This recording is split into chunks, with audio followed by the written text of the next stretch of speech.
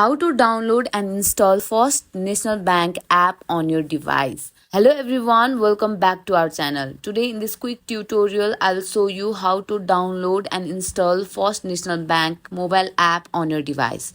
So let's get started. First of all, open your app store. For Android users, open the Google Play. Then tap on the search bar and type in the First National Bank or FNB banking app. You can see the official First National Bank app in the search result. Tap on Get to download the app. In the App Store, you need to verify with your Face ID and confirm with the Excessive Touch.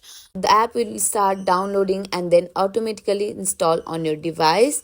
This may take few moments. Once the installation is complete, you will see the FNB Bank icon on your home screen. Tap the icon to open the app. Now you can log in with your existing credentials or create a new account if you are a new user. And that's it. You have successfully downloaded and installed the FNB mobile app. Thank you for watching the video till the end. Hope you liked the video. Don't forget to subscribe our channel for more tutorial like this. See you in the next video.